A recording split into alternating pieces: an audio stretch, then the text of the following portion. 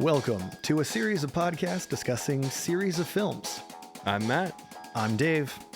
In a world inundated with prequels, sequels, spin-offs, and reboots, we ask the question, do we need one more?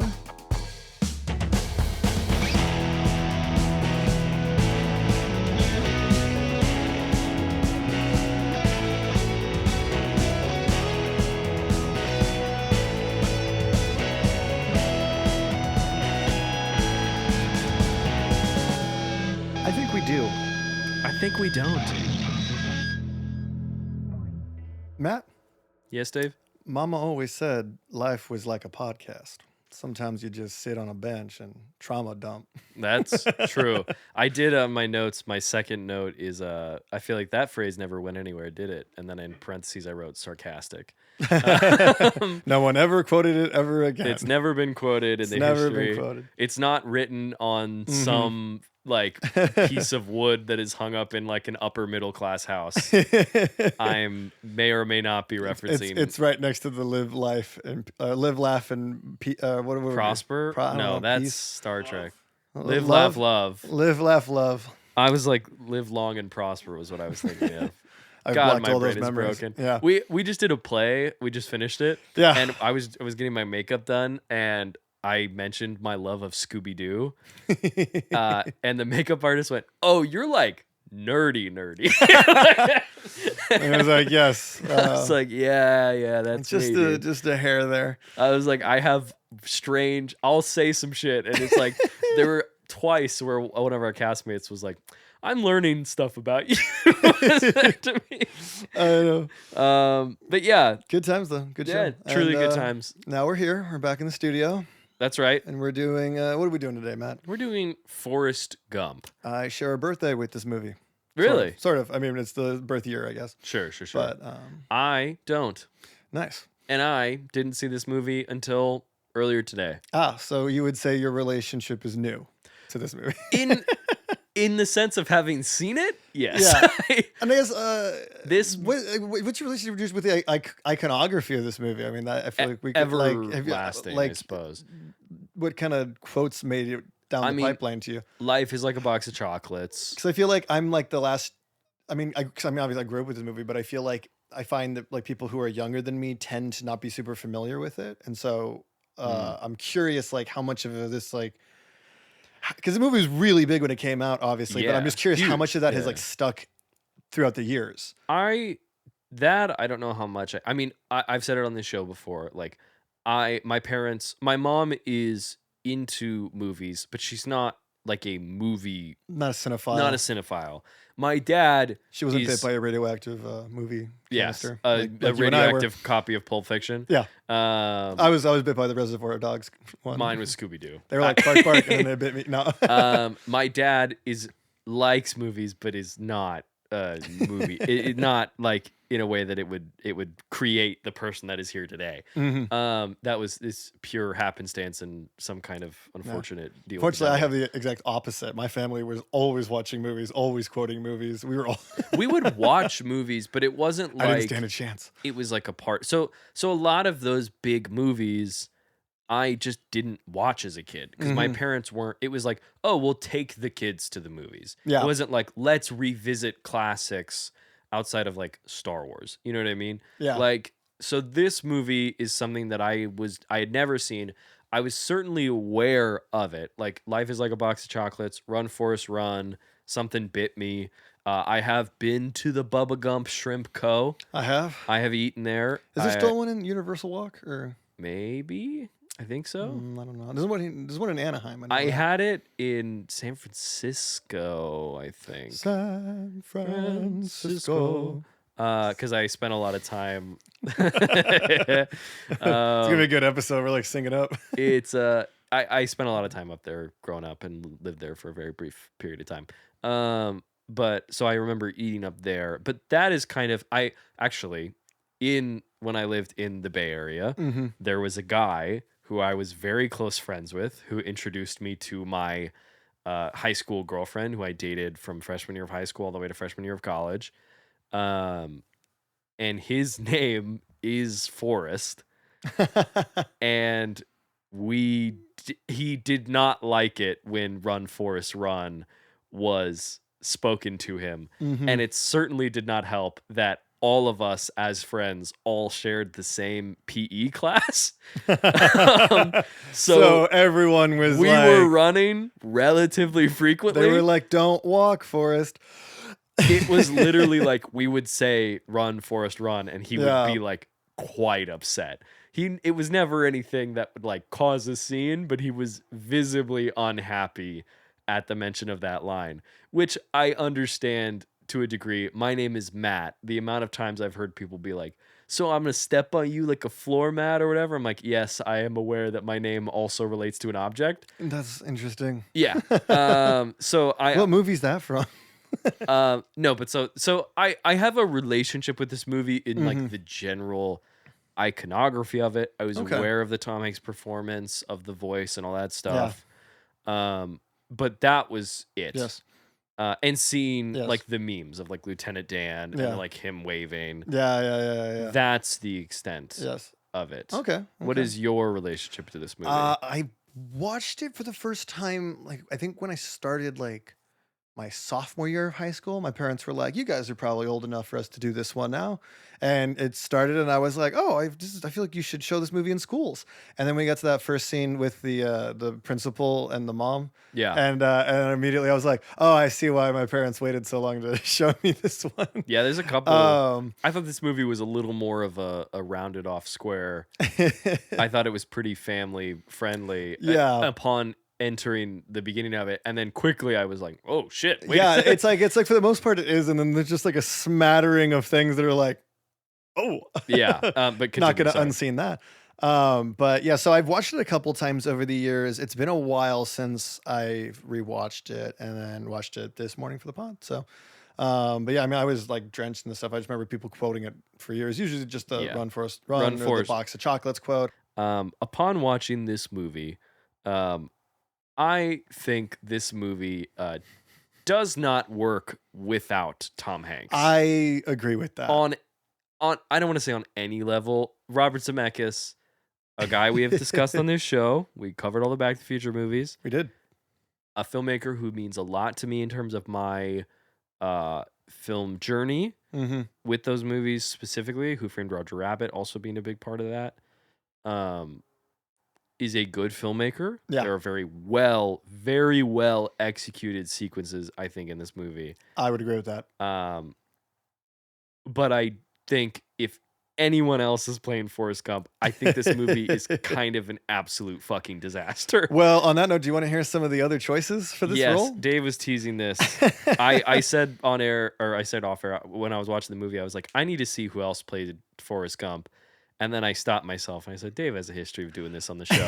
I'm going to make sure that I can get it live on camera. So I obviously was reading trivia on this movie the minute it ended. I was kind of busy though, so I actually didn't get to finish, but I will rattle off some facts as we go. I'm actually nervous for the names you're about to say. Should I be nervous? I will. Yes, you should. At least for the first, I'm going to say the first two, I actually think we might be able to get away with this movie working. I will say. So the author, because I guess in the novel, Forrest Gump is actually a 300-pound man. Yes, in the original novel, and the author's first choice was John Goodman. Okay, who might have the chutzpah to pull this off. Goodman, America's Dad. I don't know that this movie is the runaway success and Best Picture winner in that version, and not through any fault of his own. Hanks is certainly a movie star. John Goodman is like the supporting actor, and him in like lead roles just never really captured in the box office kind of the same way. So I don't know that it's quite the same movie, but I think it's not it's not something offensive probably. Yeah, it's not a dumpster fire. Yeah, because he's one of the greatest actors ever to grace the silver screen. We love Gigi. Zemeckis' first choice was actually Bill Paxton, which I don't know. I love Bill Paxton, but I don't know the sincerity. Paxton, not Pullman, right? Yeah, Paxton. Game over, man. Yeah. Game over. Twisters. I love Bill Paxton, but yeah, I still don't think it works. But the studio nixed it. They were like, "You're asking for a lot of money. We want a star. We want a star." And even with Tom Hanks, they still were like, "You got to get $10 million out of this. You got to cut maybe the Vietnam sequence or maybe the running. Like that's just you got to find us 10 million. And so Zemeckis and Hanks both opted to just give up 5 million from their salaries, like respectively. Sure, they got some back end Wait, points. yeah, they basically went for reduced salaries up front with points in the back end, which was the move because Hanks ended up making like 70 mil. Yeah, that paid off on this movie, so that was a well pretty good move on his part to do that. But before they offered it to Tom Hanks and him accepting, I'm 3 bracing. names. This is where it gets dicey and scary. I'm literally gonna brace for impact. You should. It's like Apollo 11. You're just like, I don't know if we're gonna survive this. Oh damn it! The screen went away. Okay, right. I remember them off my time. So I don't know if this was in order, but people who were offered in past were Bill Murray. Sorry, I don't mean to be so loud. And it gets worse from here. Okay. John Travolta. Okay. Which he later said this was the biggest mistake of his career, but I actually think this was one of the smartest choices made because I definitely think this would have killed his career. Yeah. And he's doing okay. He's doing Pulp Fiction this year. So I think he's doing fine. And then the third person to pass on it was Chevy Chase. So right. Why would they give it to Chevy Chase? I know. So I don't know what the background is on why those 3 were offered it and how it took so long. I don't know how it took so long to get choices. to Tom Hanks, or if the studio was like, you have to go in this order because of box office, blah blah blah. Because I think this Forrest Gump is like a movie that like kicks off Tom Hanks being like a box office like certainly star. One of them, yeah. Because he wins the Oscar for Philadelphia the year before, I believe, and that movie does really well. But I don't think it's like highest grossing movie of the year good. Yeah. But certainly a success. And then I think after this he has like, I'm gonna pull up his filmography real quick so we can look at this because I think this kicks off a pretty big run for as you do for that, Hanks. I just want to underline how unbelievable, like the biggest bullets in the world that this movie missed by not casting any of those 3 actors. I love Bill Murray in movies, like Groundhog Day, Ghostbusters. Yeah, I love Bill Murray in movies. His personality, all that stuff, I adore. National Lampoon's Christmas Vacation is one of my favorite Christmas movies of all time. I like John Travolta quite a bit. He's certainly not very tantamount in terms of my childhood, but like all actors who I don't think are bad, but who I think would be an absolute train wreck. I would agree because that Bill Murray version is them watching Caddyshack and going, who should play this? Bill Murray as Forrest Gump. Gunga to Gunga, box of chocolates. Actually, kind of a nightmare realm. That is. I honestly, Chevy Chase, I think, is the worst. Chevy Chase is probably the most ill-equipped to do this role, and that is definitely the worst version of this movie. Ill-equipped is good. But yeah, comedy personality, but not an extremely talented and problematic comedian. I'm very glad he did not do this movie. That final stretch of the movie, those last final couple scenes, there's no way he could have. Chevy Chase does not make any of those scenes. I don't think he's ever been, even in Community where he has some sincere moments. I don't think it's up to. You can't pull that stuff. I don't think he can pull this role off. Hanks is holding this movie together at certain points, like Spider-Man holds the subway in Spider-Man 2. He is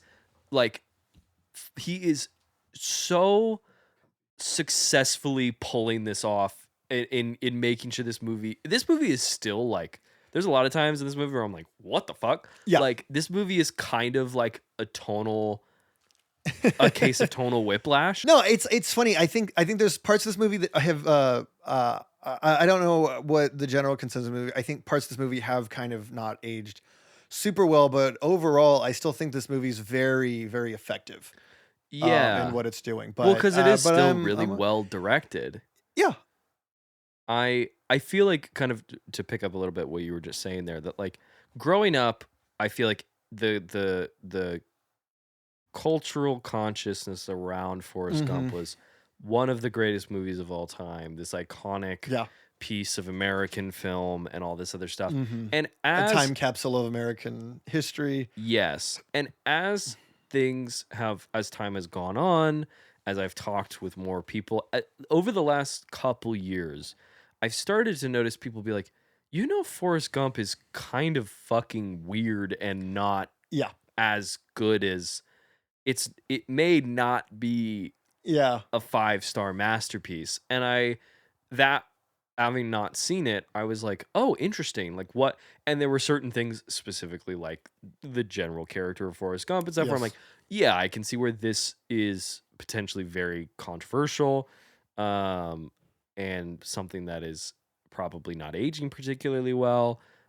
There are some characters upon watching this movie that I'm like, we are really, I think, leaning into a lot of really of some stereotypes. Yeah. Um, I despite I should say, I think everyone is good in this movie. Mm-hmm. I think all the performances are generally quite Yeah.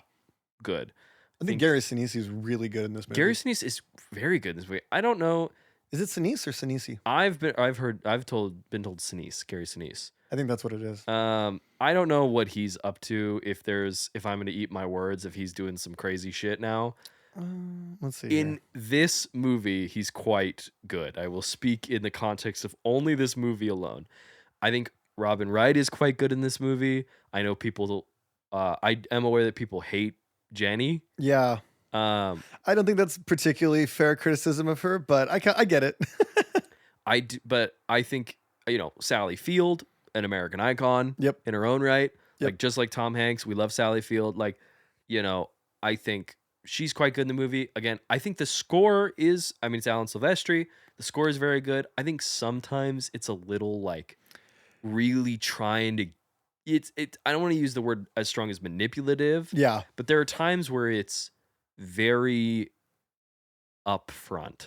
It's telling you how to feel a little bit. Probably. Especially like in the last like 2 minutes of the movie when it's like banana. The end of the movie, specifically the end of the movie where, not to like kind of nitpick, I don't know if I'm doing that fully, but not to get near that realm, but when the feather is leaving, yeah, and the score, it instantly is like, what? Like, yeah, it's like, this is the movie to win Best Picture. I was like, this moment is actually, I think, more effective without the score. I think the silence is more powerful. The silence was pretty powerful, and then it really like trains in like a bus. It's like the opening of Star Wars, where there's like 2 seconds of nothing, and then it's like, like it just scares the shit out of you. Apologize to those not to blow up anyone's on your morning eardrums. commute. If you're awake, you're welcome. If that pissed you off, we're sorry. I think that stuff, like, there's a lot of good stuff with this movie, but oh boy, this movie's super fucking weird. It's a very weird movie. I kind of don't like any of the Forrest Gump walking through history stuff. I'm gonna be honest. I think that's the stuff that's aged kind of the poorest. I kind of don't like any of it. Yeah. Like, well, what, you don't like deep fake presidents?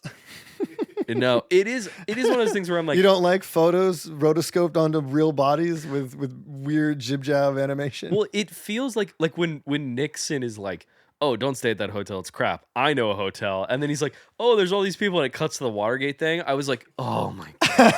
I was like literally rubbing my face. Yeah, I feel like it's funny. I think the first half, all the walking through history stuff kind of works, and you're like, okay, I kind of buy why he'd be there. He's in the military. He's kind of situated. By the time they get to the Nixon era, they really are like, how do we get in there again? The Apple thing. Yeah, it's some fruit company, and it's just like, wow. It's like this movie, we're like not even trying at a certain point. That's the thing. This movie is like doing the cliche, and maybe this is the movie that creates the cliche, but like it's the cliche of just like, I don't know, fucking, it's like every biopic. Like, yeah, it kind of is. It's what it feels like, where it's like it's like Freddie Mercury thinking of like Bohemian Rhapsody. Yeah. Or like when they do the in We Will Rock You in Bohemian Rhapsody. I'm just ragging on Bohemian Rhapsody. We can rag on that movie. Yeah, that movie's what a movie that is. It's a movie. It is a movie. That won best editing. Real Real crazy. It did. Don't make me mad on this episode. I'm sorry. Okay. No. I will say with the movie, so something that that has been discussed ad nauseum, that we've talked about in terms of structuring a movie and working through plot. There's the rule, or the general rule, that like Trey Parker and Matt Stone, like South Park guys, talk about, where it's the this happens, then this happens, versus yeah, or excuse me, it's the because of A, B happens versus A happens, then B happens. Yeah. And I feel like a lot of the times the movie is doing A happens and then B. It's not linking everything. Everything's pretty. The only thing that links them is Forrest.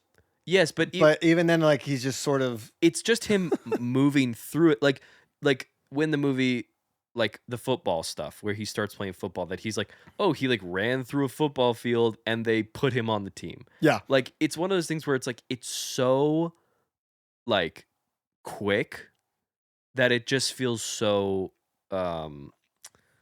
convenient, I guess, for lack of a better word. A little and I bit. feel Yeah. like the movie would be able to get away with that a little bit more if there was less of him moving through history. If it was like 3 moments or whatever, just to do the simple rule of 3. Like, I just feel like because it keeps happening as the movie progresses, you're like, oh, and he did, you know what I mean? Like, it just becomes a little like not frustrate. I don't know what the right word is for it, but it just becomes. It's just a lot. Like when you get to the Apple computer thing, that he's like, oh, he invested that money, and then when the some fruit company is the one where you're like, you're leaning too much into this. I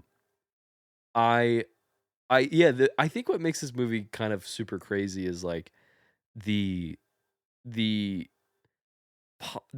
satire that I think it's going for at times, or it's trying to be.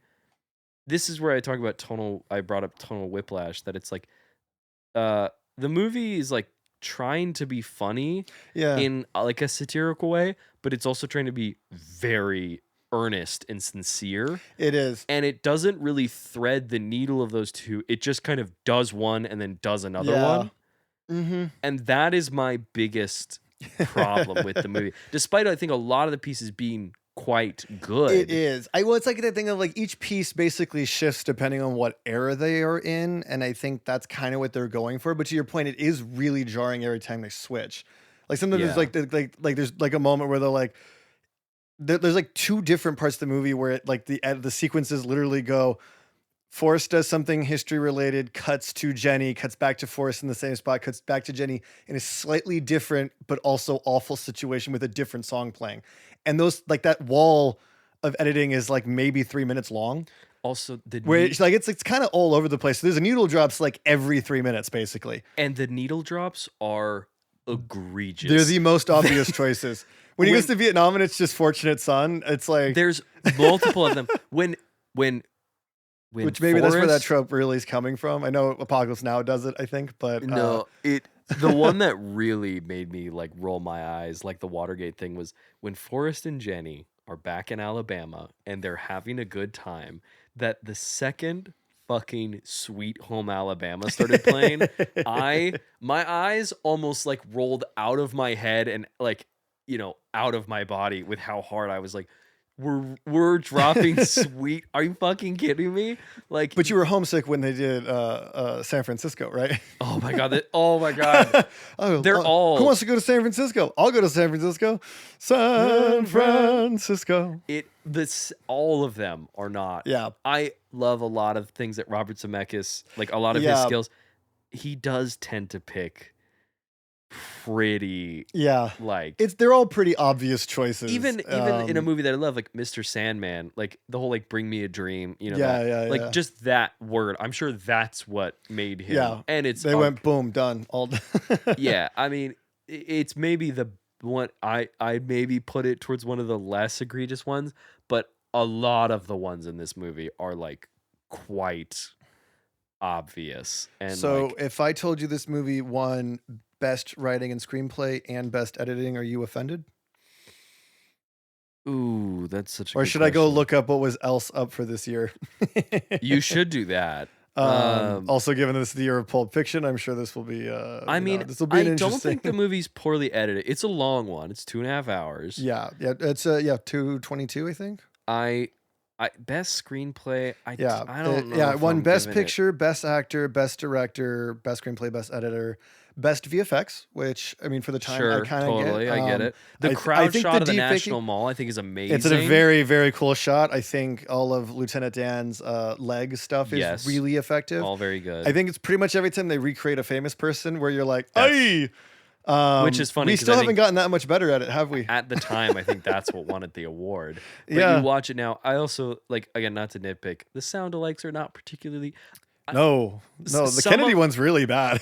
it's honestly when he's the John Lennon one is not very good either. I think they just literally have like sound bites from Imagine that they've just pulled the music out of. When Forrest is like in the shot, I think him in the shot is good. Yeah. I think the figures of history speaking is not particularly They good. look like a YouTube sketch. Like It's like the E-Trade baby. yeah, no, oh my god, it Looks is like the the E-Trade E-Trade baby. baby. That's I haven't thought about the E-Trade baby in a minute. Well, Did the let's E-Trade throw- baby grow up and become Mayhem from Allstate?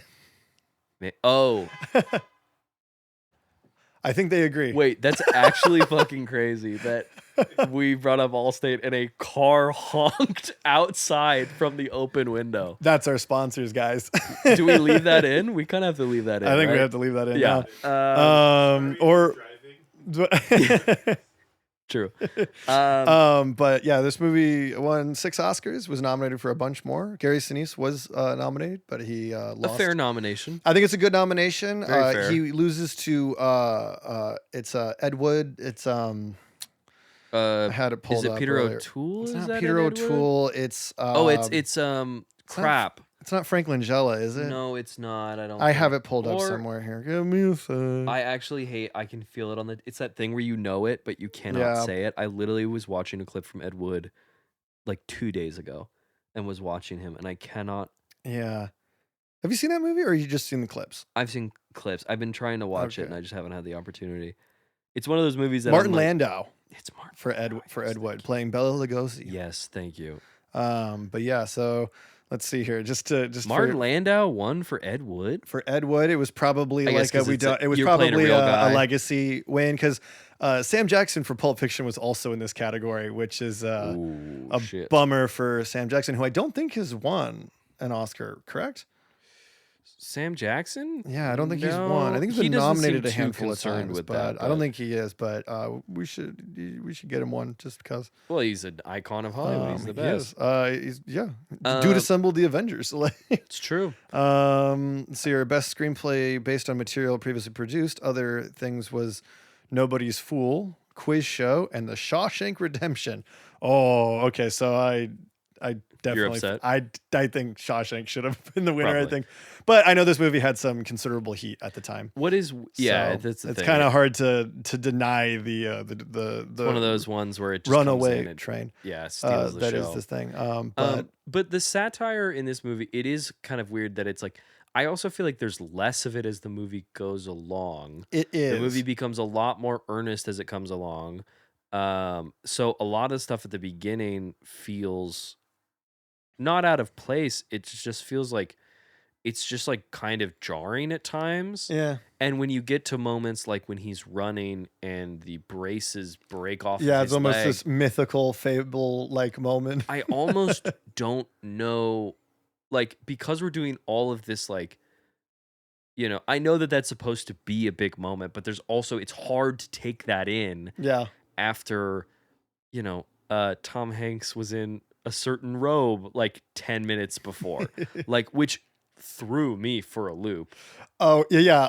That was an interesting moment where they're talking about his descendants. Yes. Also, Or that he's a descendant of a certain general. that you would name your child off of that. Yeah, type of that's a person wild choice. so that they're aware that, what does he say? Sometimes people do things that don't make no sense. And it's one of those times where I'm like, wow, all right. I don't know if we're quite on the right side of history with that one. But, I know. but But so it's like stuff like that where I'm like, if it's satire, I'm like, what is it satirical about? that's the thing. I don't think it is satire. I think it's this. Apparently the book is a little more I think because satirical. the book probably is because the book probably reads more like the movie Big Fish, where everything is kind of really big and fantastical, whereas this movie has sort of this interesting fable-like story weaved into real life history, Yeah. and they go to great lengths to recreate that like perfectly.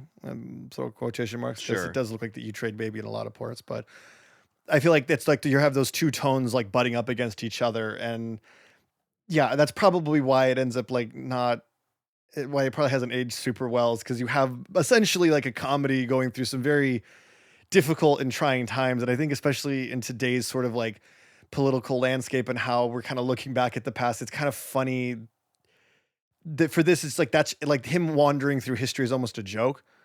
It is. You No, know, it's fully played as a joke, it feels and like. all that it is. And I mean, it's also that thing of like, I've always sort of took this movie as like, you know, all these massive events were happening, and we all like now can see what was so important about those moments, but we don't really know what's important at the time.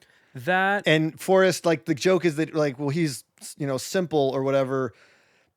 Like, and like, oh, he doesn't get it because yeah, but like I don't think anyone really appreciated what was going on in the moment. And so I feel like what works about this movie is was never actually really understood in the moment. it's also like I think it's part of it is that the movie is also doing the um how do you remain how do you continue forward after all of these things? How I mean he goes to Vietnam, you know what I Yeah. mean, which is like not a particularly A war with no controversies whatsoever. that's so true. That like it is a little bit about like why is this happening? Hmm. How do we continue?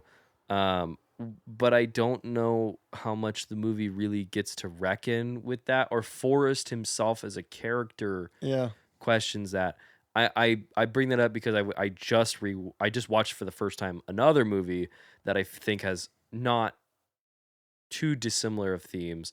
I just watched the Coen brothers A Serious Man for the Oh first yeah. What'd time. you think of that? Um I liked it when I finished it, and the more that I've thought about it, I kind of think that movie is like a masterpiece. I actually think that Yeah. movie's kind of amazing. I gotta watch it again because It I is remember kind of being like it is sort of confused about how I was supposed to feel about at the end. that movie is a Um, well, I think that's kind of the point of the movie. Like yeah. the movie is about not to talk about a different movie during our Forrest Gump episode, but I think it's pertinent to this conversation.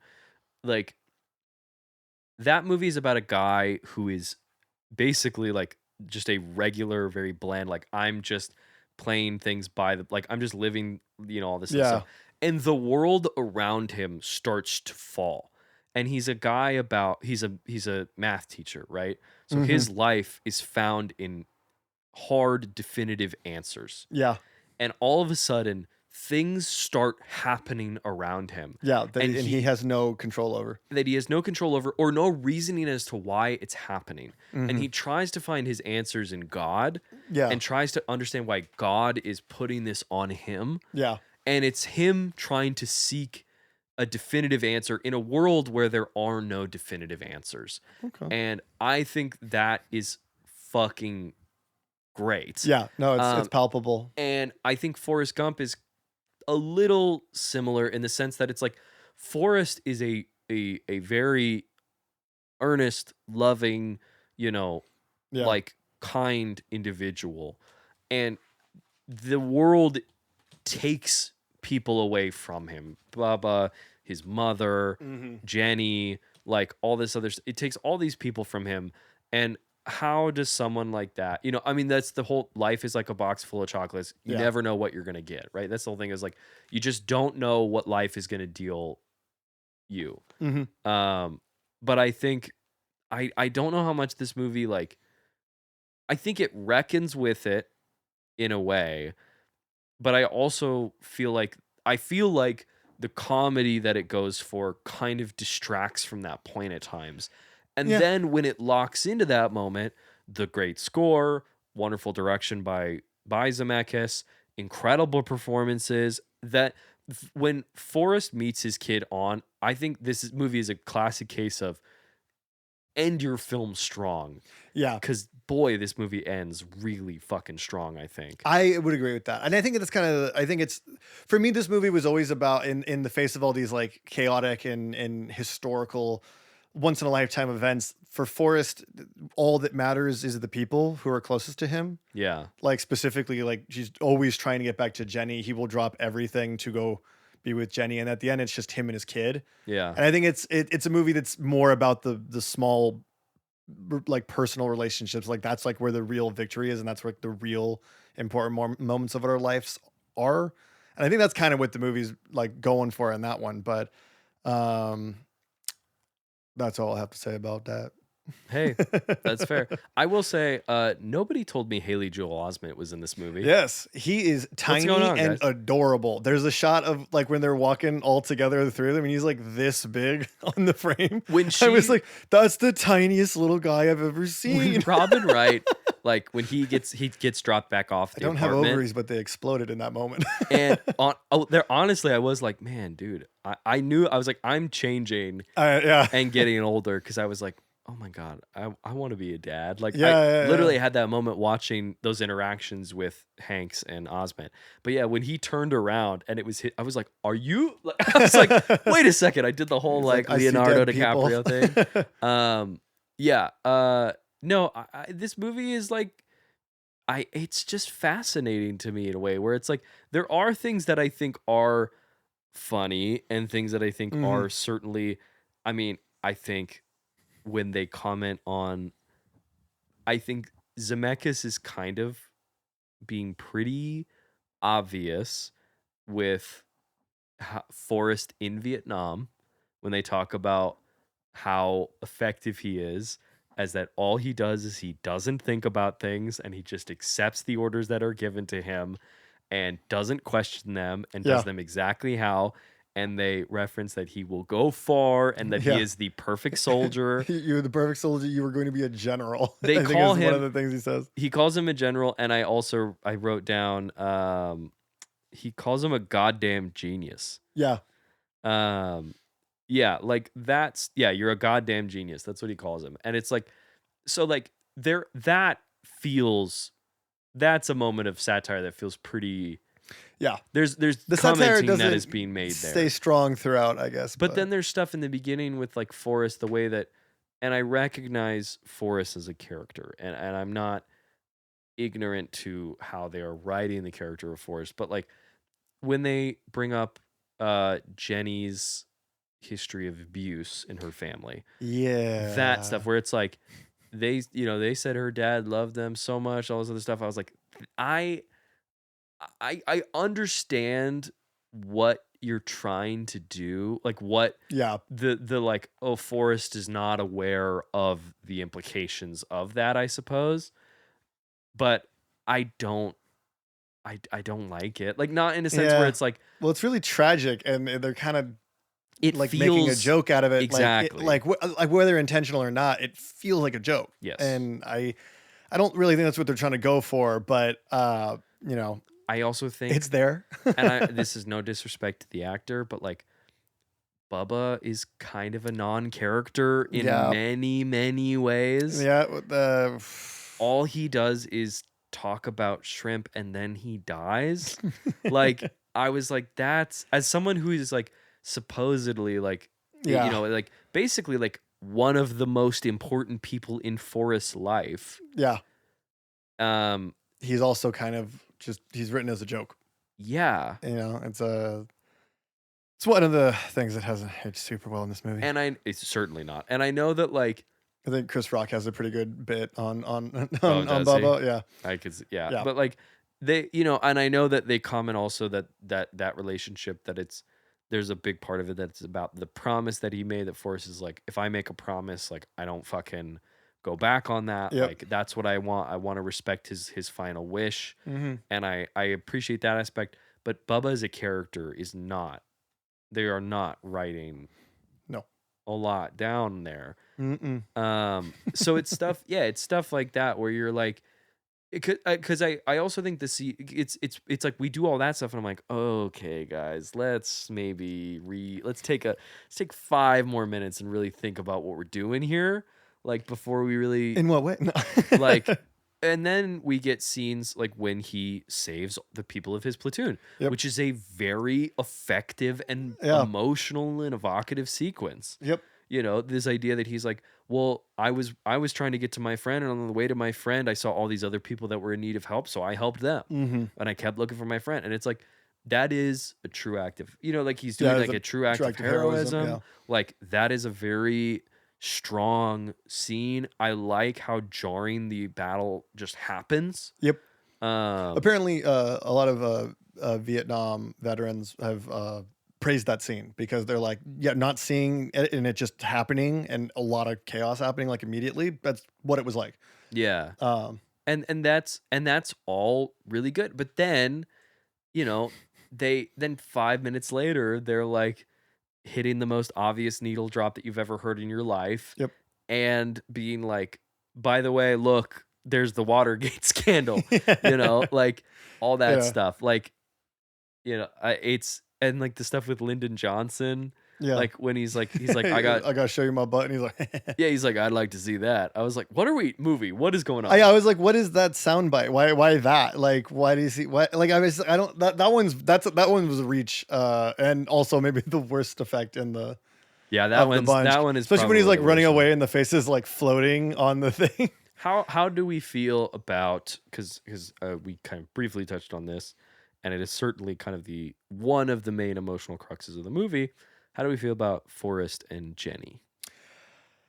That's a tough one. Yeah. I think it's that thing of this movie kind of, again, going to like his like personal relationships. I feel like it's like an exploration of like unconditional love Mm-hmm. and that stuff, but at the same time, like his love is sort of a prison, and like she's just kind of moving from one box to another. Like for a prison for her, or Yeah, like because she spends, obviously her childhood, like there's her dad, and like she has really awful relationships with men throughout this entire movie. And each one of those yeah. is just a different cage that she sort of puts herself in. And then I think, by the end, she goes back to Forrest, and even though it's the best like experience she has, she's still not like free the way that she wants to be. So it's like, I know people don't like her character because like on paper, she's not, again, she's not treating him. I mean, the having sex with him and then leaving the next day. Leaving the next day saying and stuff that like I that. love you. And all that I stuff. think she's just a very complicated character, I think is the thing. There's that moment where he's like, I want to marry you. And she says, no, you don't want to marry. Like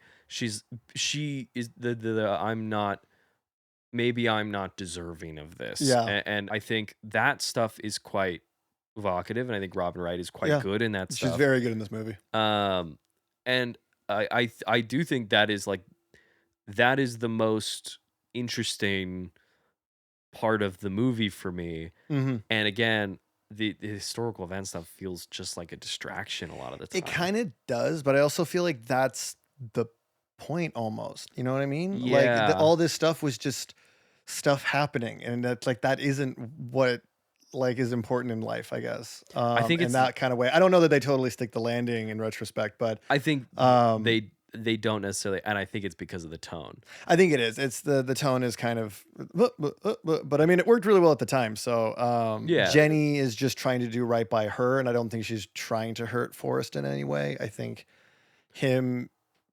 I think he just sort of gets caught up because he just has the one idea about her, and then that's my girl, and yeah, and I find that his like unconditional love for her is just very beautiful, but at the same time, it's like tragic because it's like it's just like a different kind of prison for her to accept unconditional love like that when the love that you experienced has been conditional and has been toxic and abusive, and so you are unable to do that. And so that is where honestly I did, when I watched this, I was like, I understand why people hate Jenny, but I don't understand it the same way. I don't think it's fair to hate on her, to be honest. I think based on her experience, like her whole life is worthy of a different movie.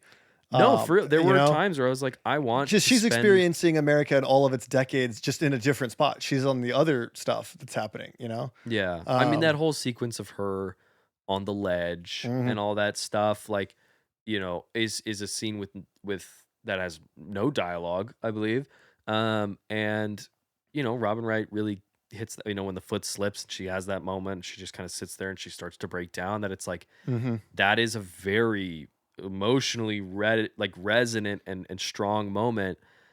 And then it does the Watergate scandal thing, and it's like, come on, guy, like you are like, and I think you know, there are, and I'm not trying to dissuade anybody who loves this movie, because I certainly see what there is to love. Yeah. And I don't dislike this movie. I think this movie is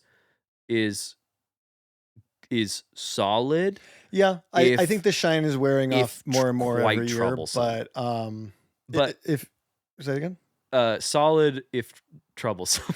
yeah, it's not without its criticism. I think. I Yeah. think that some of the criticism is very fair. Not specifically to hate on Jenny, but I don't think this movie is a 5-star masterpiece. Frankly, no, I think this probably is one of the more overrated movies of the years. But I still quite enjoy this movie. And I understand, from an effects perspective, how this movie was a huge revelation, and people were jumping at it in that Zemeckis way. was like, I'm going all in on the Uncanny Valley. We talked about this with Back to the Future 2. Zemeckis is a man who loves his toys. He loves his effects, and I can certainly imagine him reading that script, and I'm sure there was other stuff that attracted him to the movie as well. But I can see him seeing, Forrest Gump meet Kennedy, and seeing Forrest Gump, do all these other things. Yeah. And be like, oh, that's exciting from a technical perspective. Yeah. And on a technical perspective, I had a couple notes where I was like, this movie is objectively very technically and like impressive. Yeah. It is very well constructed and intelligent in its sequences, in a lot of stuff. I think the ping pong sequences are shot very well. Like when he's CGI ball. That makes sense. Yeah. How crazy would that be? I know. If it was real. I know. Tom Hanks became the greatest ping pong player in the world for a movie. I could see that. But like all that stuff where we're like on the table, where the way the camera's moving in the sequences, I think is all really fun and cool and exciting. And then, the movie does some stuff that is like, where are we going with this? Why are we doing it in this way? Yeah. If it was about like looking back on those events and stuff like that, I don't know if the movie, they are just jammed in there. I don't know if they don't really add to his journey or his relationship with anyone. And I know that's like the conceit of the book. It's like, wouldn't it be funny? Yeah. But it does feel, I mean, if the book is more satirical, it feels like Zemeckis is going, here's the earnestness. I'm injecting more of that into this, which is very potent and important in its own right. But it's just, you're not adjusting. It feels like you're more just like adding something into something else that's different. Yeah. Like, it's fascinating to watch. This movie is fascinating, especially in retrospect. I forgot what I was going to say. That's okay. I had a thought and then it was gone. Well, I mean, should I just do a Tom Hanks insane run of movies that he does? Yes, if you have that, I would love to see I do. So I also said that the year before was Philadelphia, and that was successful, but not like a runaway success. I was very wrong. That movie had a $20 million budget and made like $200 million. So right. Tom Hanks is already a bona fide box office star at this, because previous hits include Sleepless in Seattle, A League of Their Own, Turner and Hooch, and Big, which was his first big box office one. There's some other movies in there. It was big. We both looked at each other. It was big. And then post Forrest Gump, this is the next set of movies he does, and we'll start with the first two: Apollo 13, which was I think the highest grossing movie of that year. Yeah, that movie. And big. Toy Story, the same year. What is that one about? I don't know. Oh, okay. The story of a toy, perhaps. And then Saving Private Ryan, You've Got Mail, Toy Story 2, The Green Mile, Castaway. He works on the Band of Brothers TV show, which sort of counts. Road to Perdition, Catch Me If You Can. And then The Lady Killers, I think, is where that momentum is cut off, because it's Lady Killers followed by The Terminal, which I think kind of you and I have some love for that movie. But bit of a 1-2. But that's a kind of an insane run for Mr. Hanks. Yeah, that's a pretty legendary run. That's pretty insane. Tom Hanks is a Goliath of American cinema. I mean, he is so not just like magnetic on screen and not just like well regarded by his peers, but also just like he's so like his emotional vulnerability, like that whole, again, to talk about the ending, like when he's talking it's a really effective to ending. Jenny's grave, I was like, yeah, man, like I get why you walk out of this movie in the theater and you're like, whoa, what the fuck was Yeah. that? Like, it got me emotional. Like I was Mhm. starting to well up. Like it was certainly winning me over in Mhm. that moment. And when it ended, I felt very moved. But I, you know, was driving here and was thinking back on the movie, and I was like, that it's that thing where like two things can be true at the same time. A movie can be very emotionally evocative and Mhm. also kind of like odd and Yeah. strange in its other sequences. Yeah. It is a bit of tonal whiplash. I struggle on, and why there will be moments where I'm like, there are moments where a lot of the moments where it's serious are very obviously serious, Yeah. but also sometimes you're like, I don't, you don't want to muddy the water on what's funny and what's not, I Mhm. suppose. um like even when to talk about when he's running, that moment when when the braces fall off of him as Yeah, he's yeah, yeah. running the bullies, something that is, probably meant to be very uplifting and earnest. And then when it cuts to the wide shot and Forrest is running away, there is a cartoon smoke of dust that is trailing him as he's outrunning Yeah. these kids. And so it's that thing where you're like, that is a little broad. It's yeah. It's a bit broad and it's kind of a joke because it's stuff that happens Yeah, in cartoons. it is. Like, like he's outrunning cars, like, and Yeah. stuff He's like teaching that. Elvis how to dance. Yes, like that. Which fun fact, we have a fun voice cameo there. It is Kurt Russell does the voice of Elvis in Oh, that is it little really? sequence. Yeah, yeah. That's quite fun. Who was in the John Carpenter Elvis movie, I think right around the same year, which is why they did that. That's right. I Um, forgot about that one. but But yeah, where do you stand on and is there a meaning to the running for you? Like when um, Jenny leaves, he runs for 3 years, is what he says, yeah, right? I actually have it written down here. You ready for this? He ran for Yes, 3 years, 2 months, 14 days, and 16 hours. long time. I think Some it's may just say. I think it's that thing of like you kind of brought up earlier, the what now? And it's like he doesn't know what to do with himself, and one of the only things he's been good at is running. You Yeah, know what I mean? So it's like I feel like for him, he is just killing time. He doesn't know what to do. And then he just gets tired of that. So it's there. like I feel like it's like that odd moment of like, I was trying to read into that running thing a little bit, and maybe that's something I shouldn't be doing necessarily, because I know he says multiple times where he's like, I'm just running, and I just wanted to run, and it is like it. What it felt like to me was, I was like, I mean, this woman who has been your girl, and you have this moment of mhm, intimacy. She expresses her love, and then she leaves the next day. Like when that kind of heartbreak happens, like yeah. what is one to do to deal with that? Exactly. I mean, you and I talked about earlier that we just finished a show and stuff, and I know we were joking on the way out. They were like, "Yeah, just gonna go home and stare at the wall and wonder what's next now," Yeah, you have kind of all thing. that And I feel like kinetic energy or for whatever Forrest, who's from a doing guy the who's show. like every time he started running, the next thing just came to him. I feel Sure. like part of him maybe just knows that if he runs, eventually something will happen, and then this is the one time it doesn't. And Yeah. 3 years later, he just decides to go home. Um, but also like coincidentally, that's like when I think he gets the letter, he can to go see her again, right? Is that how it plays out? Yeah, it's not too far after that he gets the letter, I and think so. Yeah. because she wants to let him know that Yeah, but I think it's she's like that thing of sick. like it's like I think the movie wants you to think about like it's time to stop running away. Now it's time to come home. Yeah. And like same thing with like Jenny, it's like now we're bringing it in kind of thing a little bit, but I don't know that like really like has like a thematic value other than it's just like because I know there was like a real moment. There was a some 16-year-old kid who started running across America for like to raise money for cancer, and Mm. like that was what he did. He like ran for like years, and that's all he did. And that's where like that idea like made its way into it. I don't think the running sequence is in the book, maybe, but I don't quote me on that because I did not look it up. Sure. But like that was like based on a real thing. So I think it's two parts. Like it works in terms of the movie.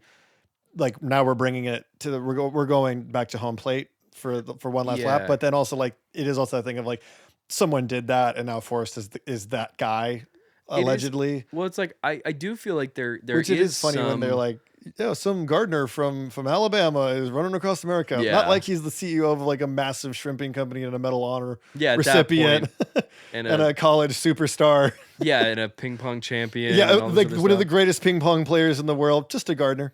But when it's also, again, not to like kind of beat a dead horse with this, but it just other moments of Beat that horse Forrest. map. This is a podcast about sequels and their ability to sequel. That's a good point.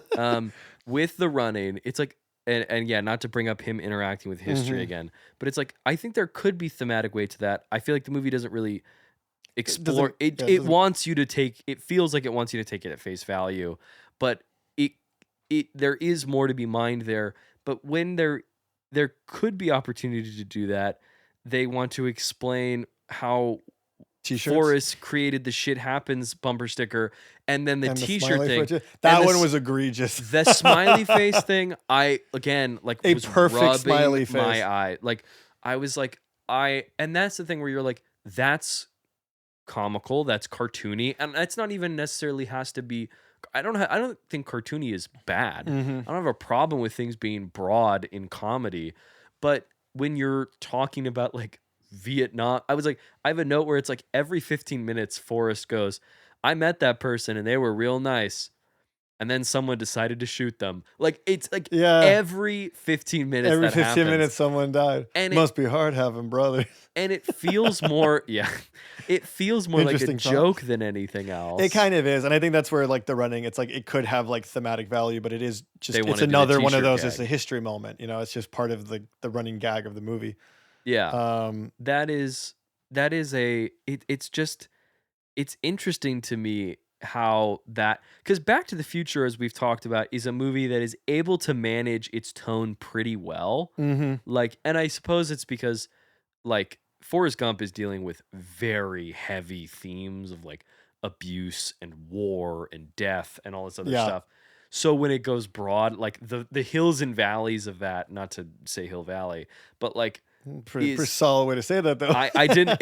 I was like, I said it, and I was like, I realized that links to a Back to the Future thing, but like, it's broader, it's wider in terms of those of the broad comedy and the really intense discussions, and I think it's one of those things where it's like, I don't think the movie needs to lessen its darker topics. I think it needs to lessen its comedy.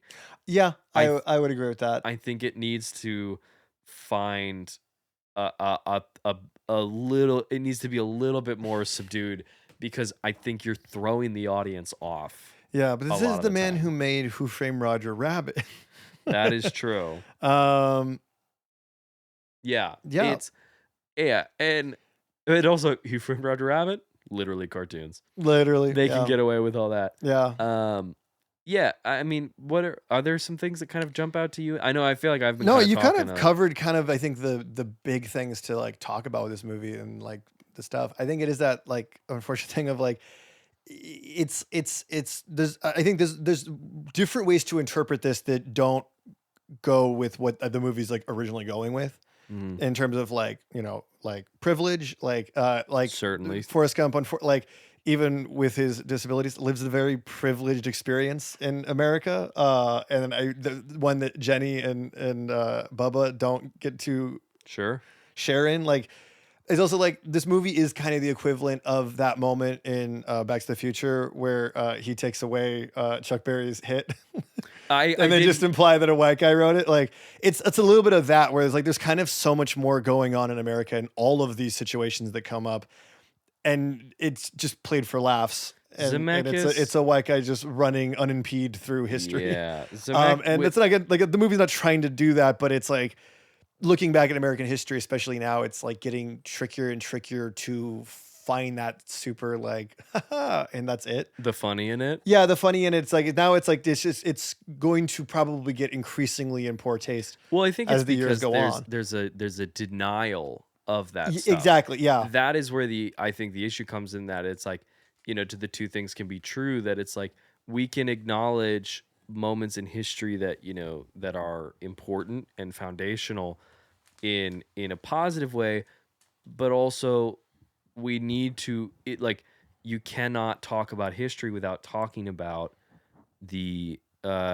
darkness of it and the problems of it, and that is, And so when you see stuff like that, yeah, like you talk about privilege, that it's like Forrest does kind of just like literally stumbles into these situations and is rewarded. And obviously he's a good person. Yeah. He means well. He is not afraid to fucking have someone catch those hands. Yeah, Like, no, I like that every time someone disrespected Jenny, he's someone immediately fucking on beat their shit ass. out of you. Um, like they, I don't condone violence, I don't think but that shit was badass. Robert Zemeckis is the guy to unpack that stuff. Yeah, Not saying that I think we are, because we most definitely aren't probably either. not. Like, like it's just, I don't think he is, and he's also coming from a different generation where there was a little bit more rah with the American Yeah, spirit, and I think that is not the case anymore, at least for yeah. Those sentiments. I mean, they are different. We talked about it with National Treasure. yeah. Well, like I not to like get into All that. but this movie kind of only can exist, I think, in a pre 9/11 America. Yes.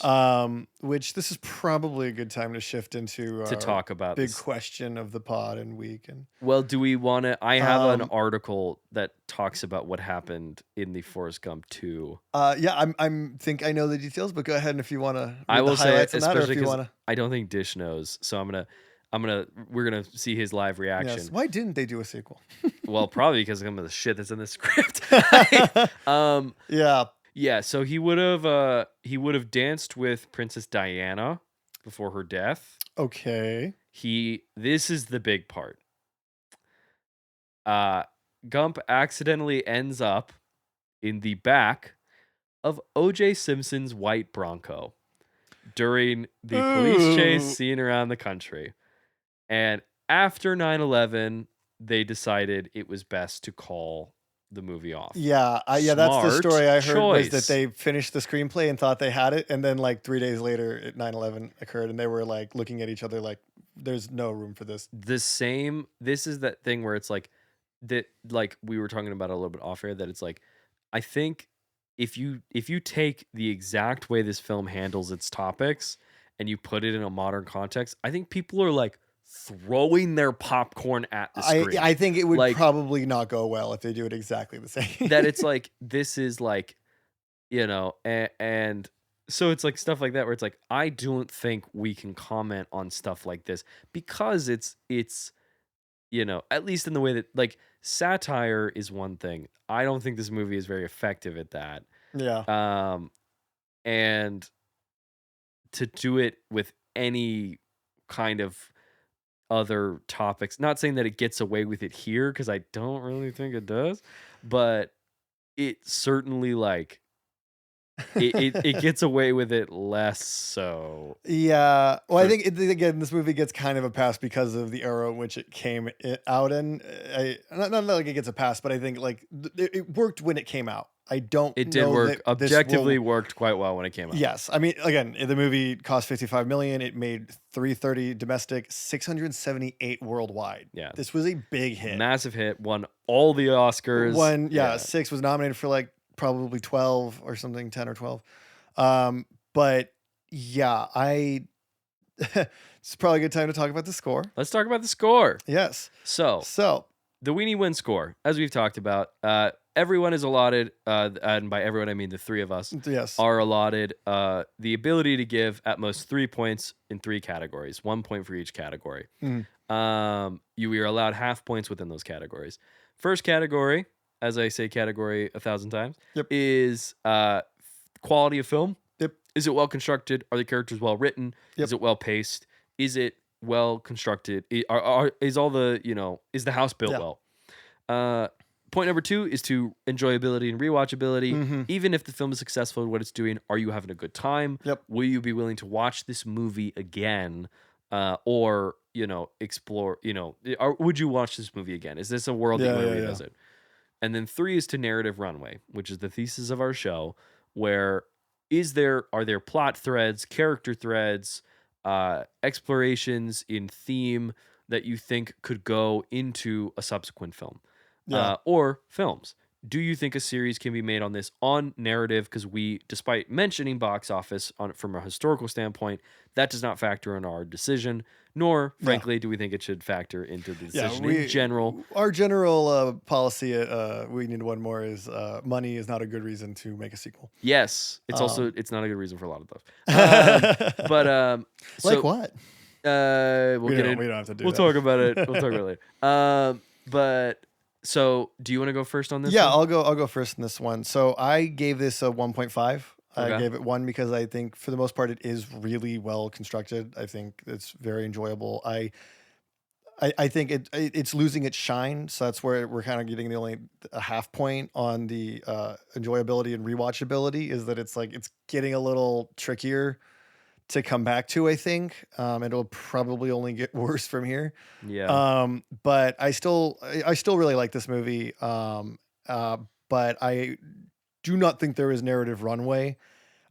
Just like forgetting like some of the just controversial elements of this movie, Just the events that they just would the have events gone that into. you would maybe want to include, which I just think would be in poor taste. But a lot of this movie kind of hinges on Forrest and his relationship to Jenny, and you know she would not be in the second one, presumably. So I think there's a kind of a key element of Forrest that is that because a lot of what drives him is his love for Jenny, I feel like. And I think you could try to do it with his son. I just don't know if it would resonate quite the same way. And so I really, I mean, among many of the reasons, I really am not particularly interested in a Forrest Gump to Bubba to Gump. Nice. But For that title alone, it gets the but green maybe light. Making an executive call. But yes, that's kind of that's my score and my points. Mine's pretty similar. Yeah, in terms of I also gave this a 1.5 out of 3. In terms of quality of film, I did end up giving it the full point. I honestly, I want us to have the point system as less muddy as possible. So I was like, if we could do a 3/4, like a 0.75, I would, but I'm not gonna do that. Yeah. I think the performances are what really kind of like land Yeah. this for me. I think the movie in its construction is quite tonally mismatched.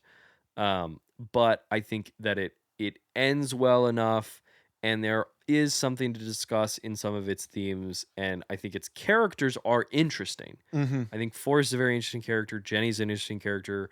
Lieutenant Dan is a very interesting He's a character very interesting of a character. guy who believes that he's destined to die like his family, He's- and upon surviving, tries to figure out what his life will be. Yeah. Especially after losing his legs, Which I think perfectly kind of encapsulates that what now feeling that I think everyone's feeling in the movie. Yeah. Or at least the characters. But like all that I think is good. So I'm willing to round up on this and give it the 1 point. I don't feel like giving it the half for this round, despite some stuff that I find very problematic. In terms of, and that's kind of where it carries over into enjoyability for me.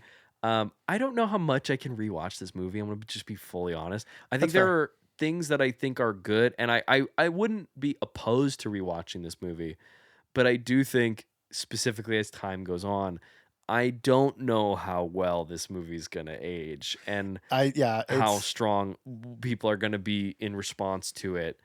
You know, I just don't. Yeah, I don't know about that. And then in terms of narrative runway, I think the movie does a really good.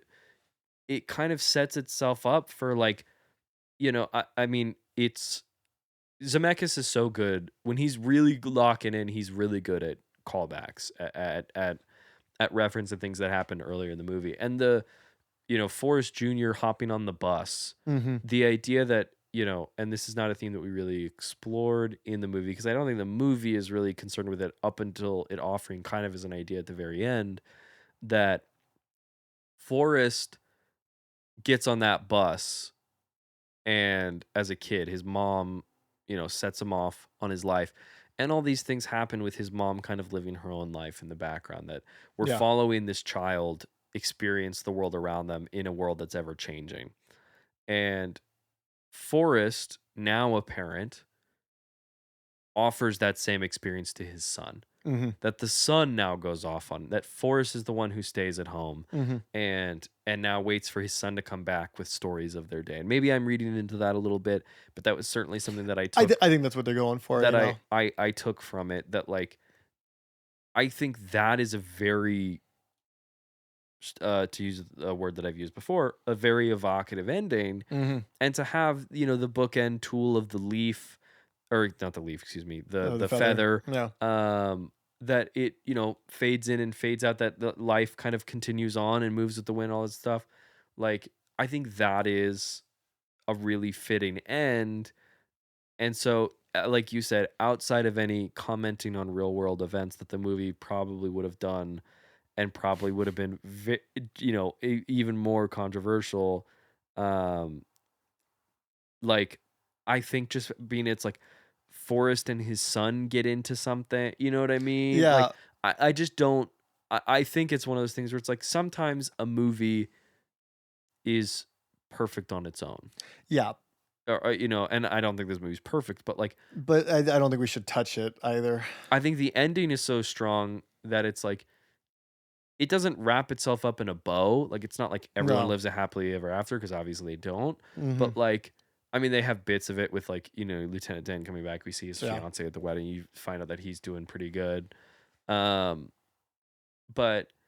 yeah, I just don't think that I think the movie sets such a strong ending thematically that to upend that, I don't see a theme that we can continue to explore.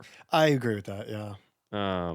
Because if you follow the kid, you're just doing the same thing, but with the kid. Exactly. And then Forrest in the background. And then what are we doing? Exactly. And I'm also like, what big event that everyone was talking about could you touch in that? Like, it would just be so inappropriate. Yeah. You know? Yeah. Like, it's just be like there's a lot of stuff which is like people died, man. You know, like, so it's like this is a movie that cannot be replicated. Yeah, you cannot make this movie again. I don't think. I think it's that thing of like, I think we've had a couple movies ache into this, like something like Big Fish, I think worked really well in this idea of like this fantastic man walking through insane stories. I think that movie probably does the Forrest Gump thing better. I rewatched that kind of recently. I rewatch that one like once a year. I really love Big Fish, but that movie's very Forrest Gump, and it's like nature, but like almost does it better. Probably because it's not touching real events, just actual time periods and stuff like that. But and then we also have like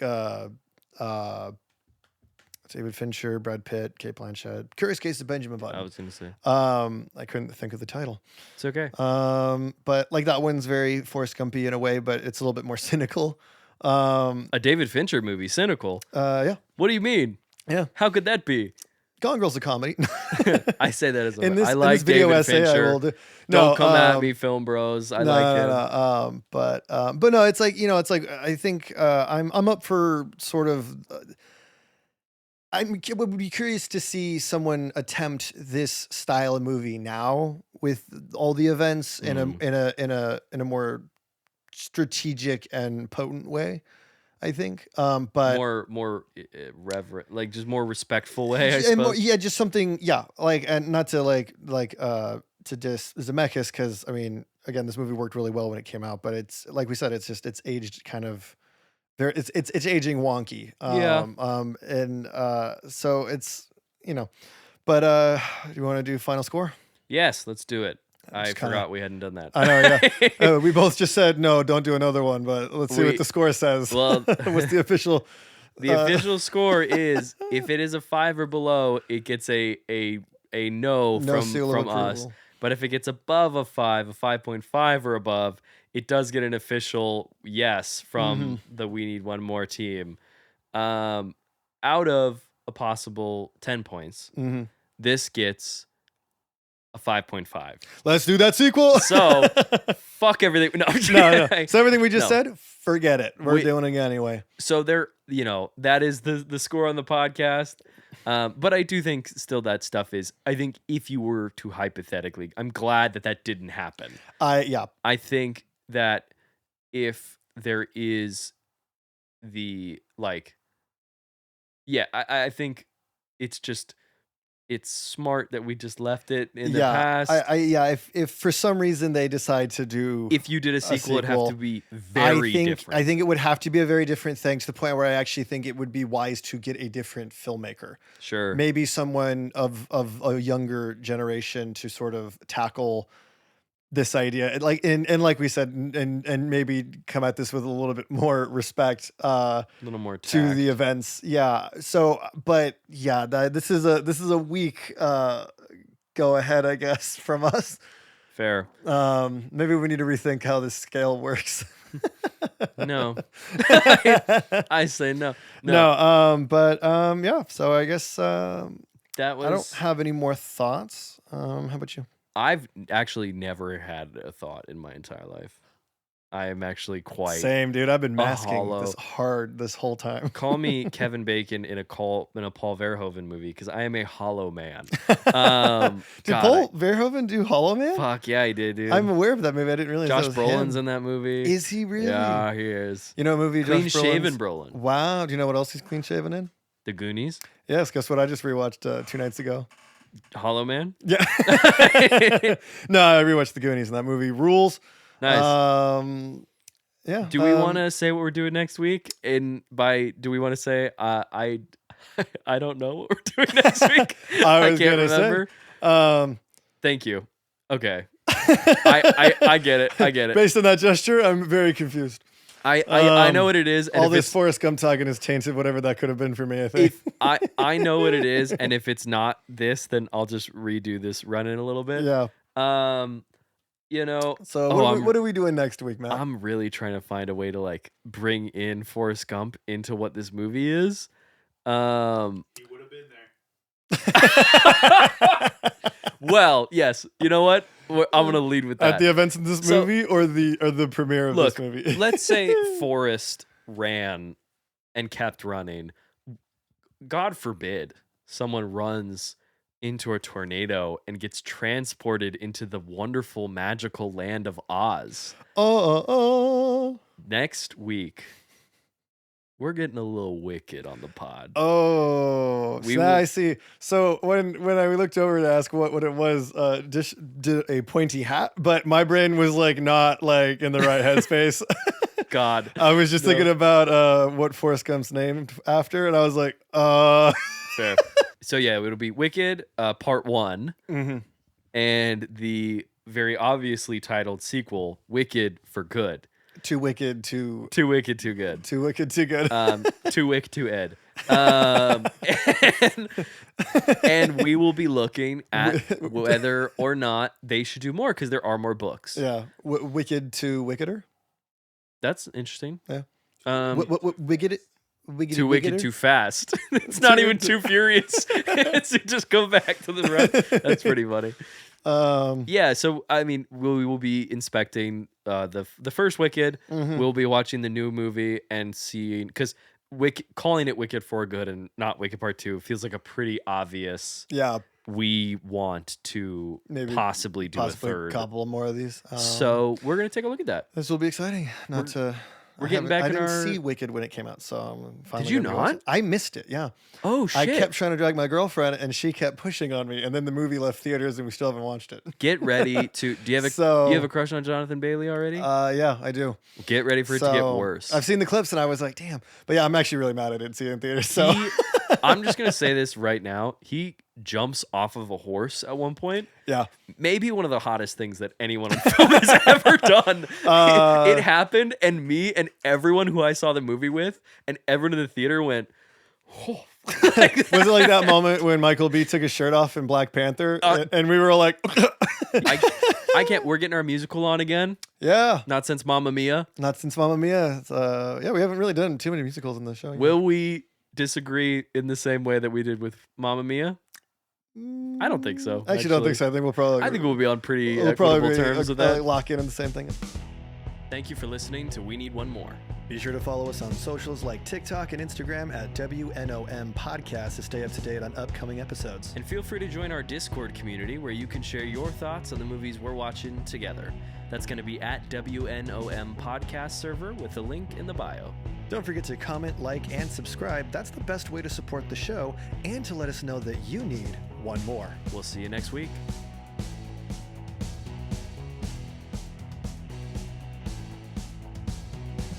This podcast is produced by Pilot 9 and 9 Ball Creative.